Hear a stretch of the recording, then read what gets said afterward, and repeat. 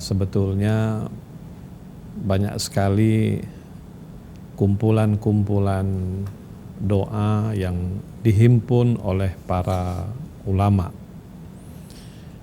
Di Indonesia dikenal misalnya dengan sebuah kitab yang cukup populer namanya Majmu' Syarif, yang mana kitab ini menghimpun berbagai macam doa, mulai daripada doa dalam pengertian tahlil sampai doa-doa bulanan, bulan Rajab, bulan Sya'ban, bulan Ramadan dan sebagainya.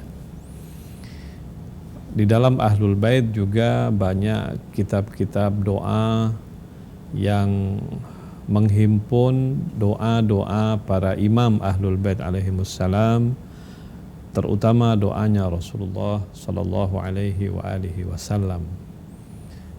Ada minimal ada 2 kitab yang sangat terkenal sebagai kitab doa Ahlul Bait. Pertama adalah kitab Mafatihul Jinan yang sudah diterjemahkan ke bahasa Indonesia, dan berikut syarahan-syarahannya, cara-cara doanya, amalan-amalannya, yang Anda sebetulnya bisa dapatkan kitab itu dengan mudah di sejumlah toko-toko buku ya. Ada juga misalnya kitab doa Imam Ali Zainal Abidin alaihissalam yang bernama As-Sahifah As-Sajjadiyah. Jadi sudah diterjemahkan juga ke bahasa Indonesia, sebuah himpunan doa Imam Ali Zainal Abidin alaihissalam yang sangat indah, yang terdiri dari lebih kurang 48 doa.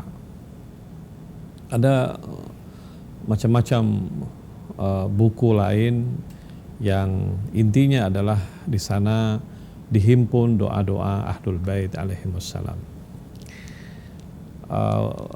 Bagus sekali kalau pemirsa yang ada di rumah menyaksikan acara ini untuk punya kitab-kitab doa Ahlul Bait tersebut dan mengamalkannya. Khususnya kita akan memasuki bulan-bulan yang bagus ke depan ini.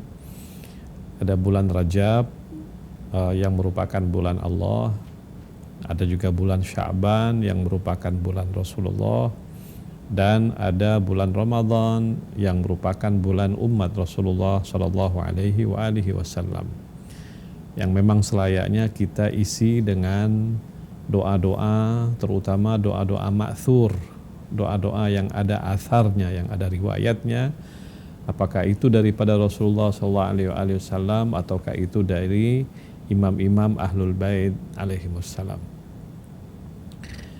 Tapi secara umum semua kita berdoa, baik itu doa-doa dari Al-Quran. Biasanya doa-doa dari Al-Quran itu dimulai dengan kalimat Rabbana. Banyak sekali dalam Al-Quran, ada puluhan ayat-ayat di dalam Al-Quran yang dimulai dengan kata Rabbana.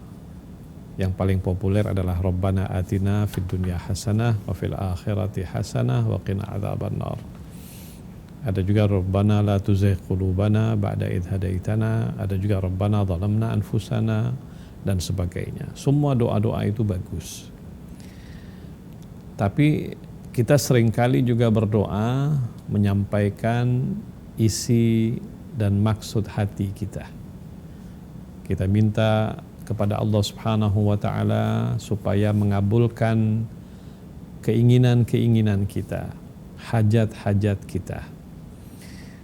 Orang tentu diperintahkan oleh Allah Subhanahu wa taala untuk memohon kepada Allah Subhanahu wa taala.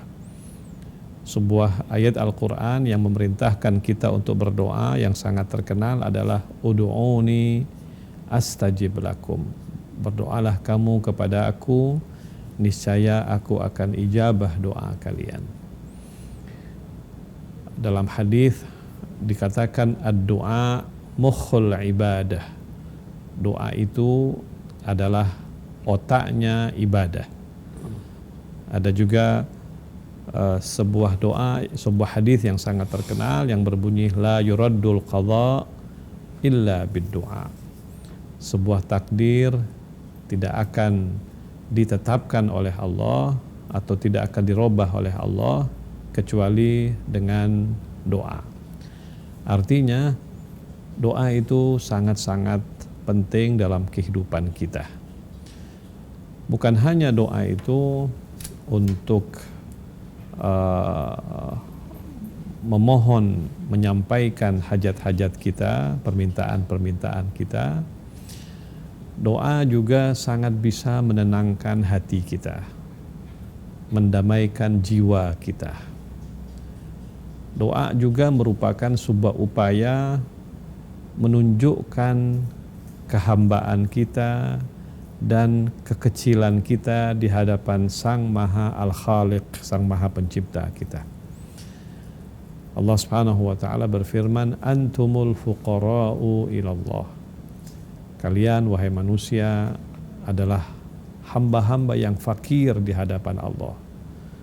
Siapapun manusia, apakah dia orang kaya atau orang miskin, orang pinter atau orang awam, semua yang namanya manusia adalah hamba-hamba Allah yang fakir di hadapan Allah. Karena itu kita diminta untuk memohon, meminta kepada Allah. Allah Subhanahu wa taala sangat suka kepada hamba-hamba yang meminta kepada Allah. Nah, tapi memang kita seringkali berhadapan dengan sebuah kenyataan bahwa ketika kita minta kepada Allah, tidak serta-merta apa yang kita minta itu diijabah oleh Allah Subhanahu wa taala. Karena itu kita harus betulkan pemahaman kita bahwa yang namanya doa itu sesungguhnya artinya adalah memohon kebaikan, bukan sekedar memohon, tetapi doa itu artinya adalah memohon kebaikan. Nah, memohon kebaikan artinya kita tawakal kepada Allah, kita serahkan kepada Allah. Jadi kita berdoa kepada Allah Subhanahu wa taala. Misalnya kita punya hajat, kita punya permintaan, kita minta mohon kepada Allah. Permohonan yang kita minta itu adalah demi kebaikan kita. Kadang-kadang Allah kabulkan langsung, dan kadang-kadang Allah Subhanahu wa taala tunda demi kebaikan kita. Kadang-kadang Allah tidak kabulkan juga demi kebaikan kita. Nah, itu sebetulnya adalah inti daripada kita berdoa kepada Allah Subhanahu wa taala. Karena itu memang Allah Subhanahu wa taala berjanji, ud'uni astajib lakum. Doalah kamu, pasti aku ijabah. Ijabah di situ tidak berarti harus sesuai dengan yang kita minta. Ijabah di situ artinya karena kamu minta sesuatu demi kebaikan kamu, Allah Subhanahu wa taala yang paling tahu apa kebaikan untuk kita semua. Karena itu kenapa Ahlul Bait alaihimussalam mengajarkan kita dalam doa-doanya yang intinya adalah kita pasrah kepada Allah Subhanahu wa taala dan kita serahkan sepenuhnya ketentuan itu kepada Allah. Kadang-kadang Allah ijabahkan cepat, kadang-kadang Allah tidak ijabahkan cepat. Ahlul Bait tentu banyak sekali doa-doanya yang insya Allah suatu saat kita akan bicarakan secara rinci doa-doa Ahlul Bait alaihimussalam. Tetapi doa-doa Ahlul Bait adalah doa-doa ma'thur, doa-doa yang ada riwayatnya, doa-doa yang sangat indah, doa-doa yang mengajar kita bagaimana kita berkomunikasi dengan Allah, bermunajat dengan Allah Subhanahu wa taala, bagaimana kemudian kita berserah diri kepada Allah Subhanahu wa taala.